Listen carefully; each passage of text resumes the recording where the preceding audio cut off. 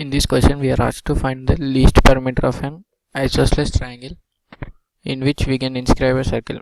So, in any given triangle, if we are inscribing a circle, that means that it must be in circle.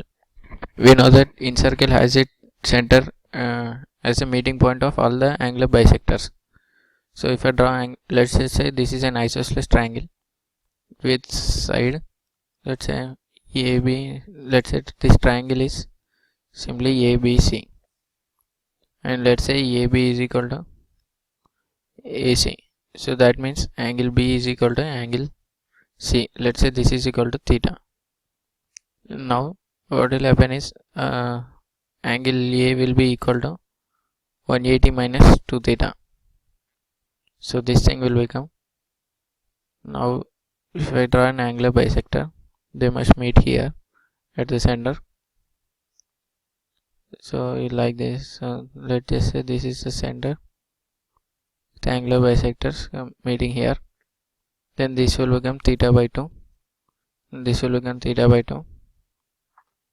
Since it's touching this side, this is a the center to this side, this line is simply making 90 degrees, because it's just touching it. It's like a tangent, the side is a tangent to the circle, and similarly here it's a 90 degrees, and similarly to this side it's a 90 degrees. And we know that value of this is radius. This is radius, this is radius. And now this angle is theta by 2, this is again theta by 2. Now this angle, this whole angle is simply 180 minus 2 theta. Since this is an angular bisector, this will be 90 minus theta. So now if I say this is okay, this is D, this is E, this is F. Now we can see all the small triangles, like if I say this center as O, all the triangles such as AOE, AOF and BOF, COE, BOD and COD, all these are right angle triangles, and we know one side and one angle. From that we can tell all the remaining sides.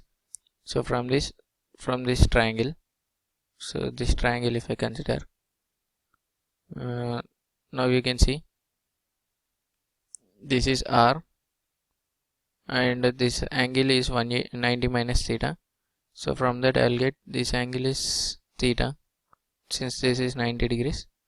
Now I'll know this opposite side. So now AE will be equal to, पूरा video solution देखें Doubtnut app पर।